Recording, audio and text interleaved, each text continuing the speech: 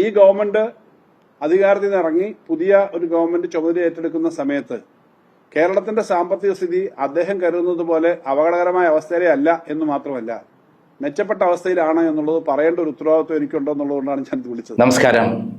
നമ്മുടെ മുൻ ധനകാര്യമന്ത്രി ബാലഗോപാൽ ചില വിഡ്ഢിപ്പരിവേഷങ്ങൾ ഇപ്പോൾ പറഞ്ഞുകൊണ്ടിരിക്കുകയാണ്. അദ്ദേഹം പറയുന്നത് കേരളത്തിൻ്റെ സാമ്പത്തിക സ്ഥിതി വളരെ ഭദ്രമാണ്, ആവശ്യത്തിന് ഫണ്ട് ട്രഷറിയിലുണ്ട്, ഒരു ബുദ്ധിമുട്ടും പുതിയ ഭരണകൂടത്തിന് വരുന്നില്ല, ഞങ്ങൾ എല്ലാം ഭദ്രമായിട്ടാണ് ചെയ്തിരിക്കുന്നത് എന്നാണ്. എൻ്റെ പ്രിയപ്പെട്ട ബാലഗോപാലെ, 2016 ഉമ്മൻചാണ്ടി ഭരണമേറ്റെടുക്കുമ്പോൾ 1957 മുതൽ 2016 വരെയുള്ള കാലഘട്ടം വരെ 1,60,000 കോടി രൂപയുടെ കേരളത്തിന് മൊത്തം കടമുണ്ടായിരുന്നത്. അതായത് IMS മന്ത്രിസഭ മുതൽ കടം വാങ്ങി തുടങ്ങിയ കടം ഇങ്ങനെ ഓരോ മന്ത്രിസഭ മാറി മാറി മാറി വന്ന് അവസാനം ഉമ്മൻചാണ്ടിയുടെ ഭരണം പൂർത്തീകരിച്ചു കഴിഞ്ഞപ്പോൾ 1,60,000 കോടി രൂപയാണ് പിണറായി വിജയൻ അധികാരത്തിൽ വരുമ്പോൾ ഉണ്ടായിരുന്നത്.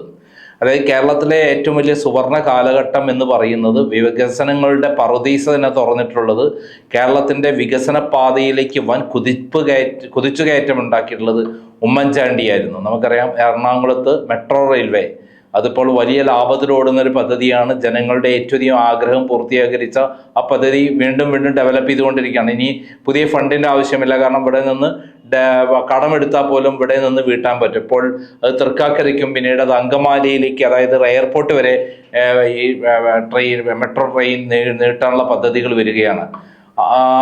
അത് ഉമ്മൻചാണ്ടിയാണ് അതിൻ്റെ ശരിക്കുള്ള യഥാർത്ഥ അവകാശി. ഇതോടൊപ്പമാണ് തിരുവനന്തപുരത്ത് വിഴിഞ്ഞം പോർട്ട് അന്താരാഷ്ട്ര ആ പോർട്ട് കൊണ്ടുവരാൻ നിശ്ചയമെടുക്കുകയും പല ആരോപണങ്ങൾ ഉണ്ടാവുകയും അതിനൊക്കെ മറികടന്നുകൊണ്ട് ഉമ്മൻചാണ്ടി ആ പദ്ധതി കൊണ്ടുവന്നത്. 6,000 കോടിയുടെ റിയൽ എസ്റ്റേറ്റ് മാഫിയയാണ് അതിൻ്റെ അകത്ത് പ്രവർത്തിച്ചത് എന്നായിരുന്നു CPM ആരോപിച്ചതും അവിടെയെല്ലാം വലിയ കലാപം ഉണ്ടാക്കിയതും, കേരളം മുഴുവൻ കലാപം ഉണ്ടാക്കിയതും. പക്ഷെ അദ്ദേഹത്തിന് നിശ്ചയദാർഢ്യം കൊണ്ട് മാത്രമാണ്, K. ബാബു ആയിരുന്നു അന്ന് തുറമുഖ മന്ത്രി, ഇവർ രണ്ടുപേരും ചേർന്നുകൊണ്ടുള്ള കൃത്യമായുള്ള പ്രവർത്തനമാണ് അതിൽ നടന്നിട്ടുള്ളത്. ഇതേപോലെ തന്നെയാണ് നമുക്ക് കണ്ണൂർ എയർപോർട്ട് ഒരു സ്വപ്ന പദ്ധതിയായിരുന്നു. CPM-ന്റെ ശക്തികേന്ദ്രമായ കണ്ണൂരിൽ ഇങ്ങനെ ഒരു എയർപോർട്ട് അവർ തലകുത്തി മറിഞ്ഞിട്ട് നടന്നിട്ടില്ല. പക്ഷേ ഉമ്മൻചാണ്ടിയാണ് അങ്ങനെ ഒരു പദ്ധതി കൊണ്ടുവരാൻ തീരുമാനിക്കുകയും അത് ബാക്കി കാര്യങ്ങൾ പൂർത്തീകരിക്കുകയും ചെയ്തത്. പിണറായി വിജയൻ വന്ന ശേഷമാണ് ഇതിൻ്റെ പൂർത്തീകരണം നടന്നത് എന്നുള്ളത് ശരിയാണ്. എന്നാൽ ഇതിനുള്ള ഫണ്ട് നേരത്തെ അലോട്ട് ചെയ്തിരുന്നു, അതിനുവേണ്ടി പുതിയ ഫണ്ട് ആവശ്യമുണ്ടായിരുന്നില്ല. അങ്ങനെയാണ് 1,60,000 കോടി രൂപ എന്ന് പറയുന്ന ഒരു സംഭവത്തിലേക്ക് എത്തിയത്. എന്നാൽ അതിന് ശേഷം നടന്നത് എന്താണ്? കേരളത്തിലെ ധൂർത്തിനും അതേപോലെ സ്വജനപക്ഷപാതത്തിന് അഴിമതിക്കും വേണ്ടി 4,40,000 കോടി രൂപ 4,40,000 കോടി രൂപ കടമെടുത്ത മന്ത്രിയാണ് ധനകാര്യമന്ത്രി ബാലഗോപാലും തോമസ് ഐസക്കും ചേർന്ന് കേരളത്തെ മുച്ചൂടം നശിപ്പിച്ചു എന്നുള്ളതാണ് സത്യം. പിണറായി വിജയന്റെ തീരുമാനപ്രകാരമാണ് കിഫ്ബിയിൽ നിന്ന് അടക്കമുള്ള വൻ പലിശയ്ക്ക്, കൊള്ളപ്പലിശയ്ക്ക് കേരളത്തെ മുച്ചൂടും നശിപ്പിക്കുന്ന രൂപത്തിൽ കടമെടുത്തത്. ഈ കടബാധ്യത എന്ന് പറഞ്ഞാൽ ചെറിയ കാര്യമല്ല. അതിനനുസരിച്ചുള്ള വരുമാനം കേരളത്തിലുണ്ടാവണം, പ്രതിശിക്ഷ വരുമാനം ഉണ്ടാവണം. ആ വരുമാനത്തിൽ നിന്ന് വേണം തിരിച്ചു അടവ് അടയ്ക്കേണ്ടത്.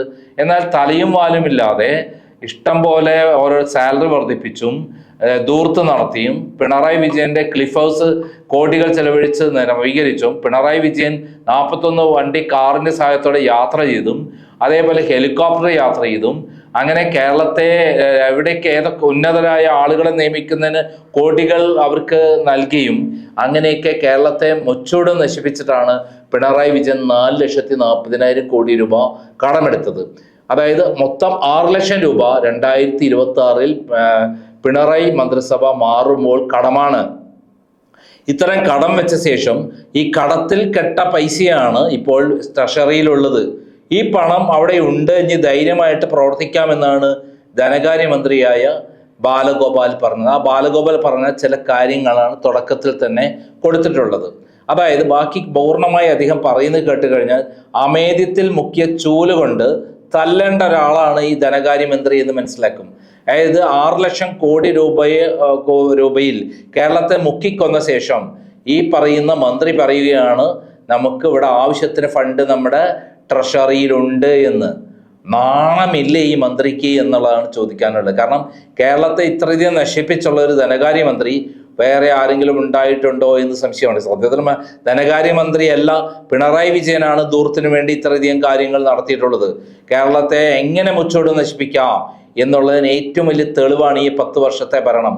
അതുകൊണ്ടാണല്ലോ കേരളത്തിലെ CPM അണികളടക്കം ഈ പിണറായി വിജയനെ ആട്ടി ഓടിച്ചത്. സ്വന്തം പാർട്ടി ഗ്രാമങ്ങളടക്കം തകർന്നു പോയത്. നമുക്ക്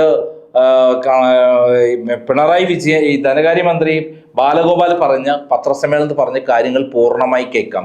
എങ്ങനെ കഴിയുന്നു ഇത്രയും പച്ചയായി കള്ളം പറയാൻ എന്നുള്ളതാണ് നമുക്ക് ചിന്തിക്കേണ്ടത്. എന്തായാലും ആ പത്രസമ്മേളനം കേൾക്കാം. നിയുക്ത മുഖ്യമന്ത്രി അദ്ദേഹം നമ്മുടെ മുൻ മുഖ്യമന്ത്രിയും കോൺഗ്രസിന്റെ ഏറ്റവും വളരെ സീനിയർ നേതാവുമായിട്ടുള്ള ശ്രീ AK ആന്റണിയെ കാണാൻ പോയിരുന്നു.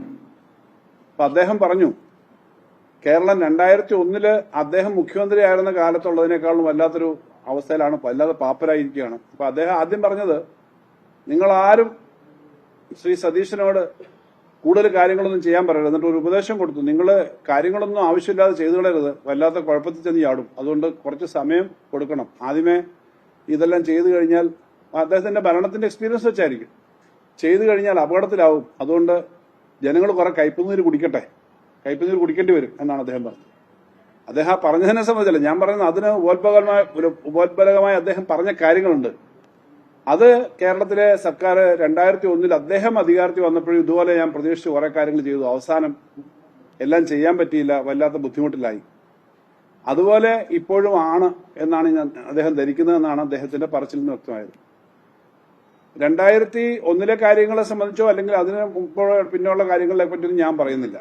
പക്ഷേ 2026 ഈ ഗവൺമെന്റ് അധികാരത്തിൽ നിന്ന് ഇറങ്ങി പുതിയ ഒരു ഗവൺമെന്റ് ചുമതല ഏറ്റെടുക്കുന്ന സമയത്ത് കേരളത്തിന്റെ സാമ്പത്തിക സ്ഥിതി അദ്ദേഹം കരുതുന്നത് പോലെ അപകടകരമായ അവസ്ഥയിലേ അല്ല എന്ന് മാത്രമല്ല, മെച്ചപ്പെട്ട അവസ്ഥയിലാണ് എന്നുള്ളത് പറയേണ്ട ഒരു ഉത്തരവാദിത്വം എനിക്കുണ്ടോ എന്നുള്ളതുകൊണ്ടാണ് ഞാൻ വിളിച്ചത്. ഞാനത് എന്റെ കണക്കുകളും കാര്യങ്ങളും എല്ലാം ഉണ്ട്. കണക്കെന്ന് പറഞ്ഞാൽ ഞാൻ ഏതൊരു ബുക്കിൽ എഴുതി വെക്കുന്ന കണക്കല്ല, നമ്മുടെ നിയമസഭയിൽ അവതരിപ്പിക്കുന്ന ബഡ്ജറ്റുകളും കഴിഞ്ഞ 10 വർഷക്കാലത്തെ ഭരണത്തെ സംബന്ധിച്ചാണ് അദ്ദേഹം പറയുന്നത്. 10 വർഷക്കാലവും സർക്കാർ അവതരിപ്പിച്ച ബഡ്ജറ്റ്, സർക്കാരിന്റെ രേഖകൾ, അതുപോലെ CNAG പോലുള്ള ഏറ്റവും പ്രധാനപ്പെട്ട കണക്കുകൾ നോക്കുന്ന നമ്മുടെ ഔദ്യോഗിക ഏജൻസിയുടെ കണക്ക്, സർട്ടിഫിക്കേഷൻ, സെൻട്രൽ ഗവൺമെന്റ് രേഖകൾ എല്ലാം അനുസരിച്ച് കേരളത്തിന്റെ സാമ്പത്തിക സ്ഥിതി വളരെ മെച്ചപ്പെട്ടിട്ടുണ്ട് എന്നുള്ളത് എല്ലാവർക്കും അറിയാം. അതിന്റെ നേരെയുള്ള ഉദാഹരണം ഏറ്റവും അവസാനത്തെ തെരഞ്ഞെടുപ്പിന്റെ വർഷം മാർച്ച് മാസം 31 വരെ ഏറ്റവും കൂടുതൽ ചെലവ് വരുന്ന സമയമാണ്. ആ മാർച്ച് 31 എല്ലാ പേയ്മെന്റും കൊടുത്തു കഴിഞ്ഞതിന് ശേഷം ക്യാഷ് ബാലൻസ് ആയിട്ട് ഞാനന്ന് അനൗൺസ് ചെയ്തിരുന്നത് 4000 കോടി ഉണ്ടെന്നാണ്. ഏപ്രിൽ 1 ഞാൻ പത്രസമ്മേളനം വിളിച്ചിരുന്നു. പക്ഷെ പിന്നീട് അതിന്റെ ഫൈനൽ കണക്കുകൾ വന്നപ്പോൾ 6000 കോടിയോളം ക്യാഷ് ബാലൻസ് ആണ് ഞാൻ പറയുന്നത്. ക്യാഷ് ബാലൻസ് സർക്കാരിന്റെ ട്രഷറിയിലുണ്ട്. പേയ്മെന്റ് എല്ലാ പേയ്മെന്റുകളും കൊടുത്തു, ക്യൂവിൽ നിൽക്കുന്നു, കിട്ടുന്നില്ല എന്നുള്ള പരാതിയില്ല. ക്ഷേമ പെൻഷൻ തന്നെ 2 മാസത്തെ ഒരുമിച്ച് കൊടുത്ത് ഏപ്രിൽ മാസത്തെയും കൂടി മാർച്ച് മാസം കൊടുത്തിട്ടാണ് നമ്മൾ അവസാനിപ്പിച്ചത്. വിഷുവിന് സാധാരണ മുൻകൂട്ടി കൊടുക്കാറുണ്ട്. അപ്പൊ ഒരു സ്ഥലത്തും ഒരു പേയ്മെന്റിന് ഡിഫാൾട്ട് ഇല്ല, ആശുപത്രികൾക്ക് മറ്റു സ്ഥലത്തൊക്കെ. ആകെ ഘട്ടം ഘട്ടമായി കൊടുത്തു തീർക്കുമെന്ന് ഗവൺമെന്റ് ബഡ്ജറ്റിന്റെ സമയത്ത് ഉറപ്പു പറഞ്ഞ ഒറ്റ കാര്യമാണ്, അത് DADR കുടിശ്ശിക. DADR കുടിശ്ശിക കഴിഞ്ഞ വർഷങ്ങളിലെ DADR കുടിശ്ശിക കുറച്ച് പണമുണ്ട്, അത് കൊടുത്തു തീർക്കും, 8 ഗഡുക്കളായി കൊടുക്കുമെന്ന് പറഞ്ഞു. അതിനുള്ള 1-2 ഗഡുവിനുള്ള പണവും ഈ വർഷത്തെ ബഡ്ജറ്റ് വെച്ചിട്ടുണ്ട്, അതിനാ പണമുണ്ട്. അപ്പൊ ആ പണം അതിനകത്തുണ്ട്, ഇതെല്ലാം കൊടുത്തു തീർക്കാൻ പറ്റും എന്നുള്ള സ്ഥിതിയിൽ ഇതാണ് വസ്തുത എന്നിരിക്കെ ബഹുമാനപ്പെട്ട ശ്രീ AK ആന്റണി, അദ്ദേഹം കോൺഗ്രസിന്റെ തലമുതിർന്ന നേതാവാണ്, ഞങ്ങളൊക്കെ വളരെ ബഹുമാനിക്കുന്ന വ്യക്തിത്വമാണ്. അദ്ദേഹത്തിന് ചില തെറ്റിദ്ധാരണകളുണ്ട്. കാരണം കഴിഞ്ഞ 10 വർഷക്കാലമായി അദ്ദേഹം അത്ര സജീവ രാഷ്ട്രീയത്തിൽ ഈ കാര്യങ്ങളെല്ലാം നോക്കാത്തതുകൊണ്ടായിരിക്കാം. അദ്ദേഹം ഒരു സമയം തരികയാണെങ്കിൽ അദ്ദേഹത്തെ പോയി കണ്ട് ഈ കാര്യങ്ങളൊക്കെ ഒന്ന് ബോധ്യപ്പെടുത്തണമെന്ന് എനിക്കുണ്ട്. കാരണം ഞാൻ എഴുതി തയ്യാറാക്കിയ കണക്കല്ല, ശ്രീ AK ആന്റണിയെ പോലെ ഒരാൾ തന്നെ ഇത് ബോധ്യപ്പെടുന്നത് നന്നാവും. അപ്പൊ അദ്ദേഹം ഈ കാര്യങ്ങൾ പുറത്തു പറയുന്നത് ഒന്നുകൂടെ ഒരു വിശ്വാസ്യത വരുമല്ലോ ഞങ്ങൾ ഈ ചെയ്ത അധ്വാനത്തിന്. അപ്പൊ വസ്തുതകൾ വെച്ചേ പറയാറുള്ളൂ. അതേസമയം ഈ തുടക്കത്തിന്റെ സമയത്ത് ഇനി മനഃപൂർവ്വം നിങ്ങളൊക്കെ കയ്പുനീര് കുടിക്കേണ്ടി വരും, പണമില്ല എന്ന് പറയുന്ന ഒരു പല്ലവി പറയാനാണെങ്കിൽ അതും ജനങ്ങൾ മനസ്സിലാക്കണമല്ലോ. കാരണം ഒരു ഗവൺമെന്റ് അധികാരത്തിൽ വന്നിട്ട് നാളെ തൊട്ട് എന്തെങ്കിലും കാര്യം ചെയ്തു തുടങ്ങുമെന്ന് ഞാൻ വിശ്വസിക്കുന്നില്ല. ഒരു കാര്യം ഞാൻ പറയാം, ഈ ഗവൺമെന്റിന് നല്ലതുപോലെ കാര്യങ്ങൾ ചെയ്യാൻ പറ്റുമെന്നുള്ള പ്രതീക്ഷ ശ്രീ വി ഡി സതീശൻ ഉള്ളതുകൊണ്ടാണ് അദ്ദേഹം മാനിഫെസ്റ്റോ തയ്യാറാക്കുമ്പോൾ കോൺഗ്രസിന്റെ 5 ഈ ഗ്യാരണ്ടികൾ പ്രഖ്യാപിക്കുന്നതിന് മുൻകൈ എടുത്തത്.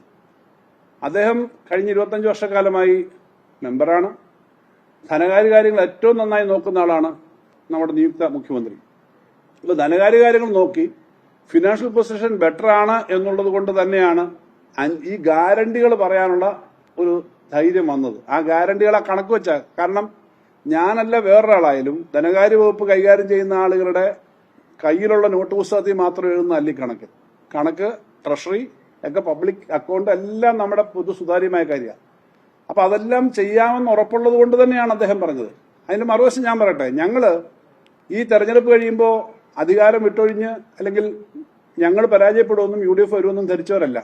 കാരണം ഒന്നാം പിണറായി സർക്കാരിന് ശേഷം രണ്ടാമത്തെ LDF ഗവൺമെന്റ് അന്ന് വരുമെന്ന് ഇത്രയും ഇങ്ങനത്തെ ഒരു അനുഭവം നമുക്കില്ല. ആദ്യമായിട്ട് അങ്ങോട്ട് ഗവൺമെന്റ് തുടർച്ചയായിട്ട് വന്നപ്പോൾ ആ ഉത്തരവാദിത്തങ്ങളെല്ലാം ഞങ്ങൾ ഏറ്റെടുത്തു. വലിയ ഉത്തരവാദിത്തങ്ങളായിരുന്നു ഉണ്ടായിരുന്നത്. ശമ്പള പരിഷ്കരണത്തിന്റെ വലിയ ബാധ്യത ഉൾപ്പെടെ ഒറ്റ വർഷം കൊണ്ട് 30,000 കോടിയിലധികം വരുന്ന ചെലവ് വർദ്ധിക്കുന്ന തരത്തിലേക്കുള്ള ബാധ്യതകളെല്ലാം ഏറ്റെടുത്തു. കോവിഡ് കഴിഞ്ഞുള്ള സമയമായതുകൊണ്ട് അതിന്റെ വലിയ പേയ്മെന്റുകൾ കൊടുക്കാനുണ്ട്, അതെല്ലാം കൊടുത്തു. അപ്പൊ ഇപ്പൊ ഈ ഗവൺമെന്റിന്റെ കാലാവധി കഴിയുമ്പോൾ വീണ്ടും ഒരു ഗവൺമെന്റ്, ഇടതുപക്ഷ ഗവൺമെന്റ് തന്നെ വരാൻ സാധ്യതയുണ്ടെന്നാണ് ഞങ്ങൾ പ്രതീക്ഷിച്ചത്. എന്തായാലും അതനുസരിച്ച് തന്നെയാണ് ബഡ്ജറ്റ് തയ്യാറാക്കിയത്. അതനുസരിച്ചുള്ള പ്രഖ്യാപനങ്ങളാണ് ഞങ്ങൾ നടത്തിയത്. ഈ വർഷം സാമ്പത്തിക സ്ഥിതി കഴിഞ്ഞ വർഷങ്ങളെക്കാളും മെച്ചപ്പെട്ടിട്ടുണ്ട് എന്നുള്ളത് വളരെ ആത്മാർത്ഥമായിട്ട് ഞാൻ പറയുകയാണ്. കാരണം ഇത് ഞങ്ങൾക്ക് വീണ്ടും ഉത്തരവാദിത്വം ജനങ്ങൾ ഏൽപ്പിക്കുകയാണെങ്കിൽ ഭരിക്കേണ്ട തരത്തിലുള്ള കണക്കേ ഞങ്ങൾ അവതരിപ്പിച്ചിട്ടുള്ളൂ.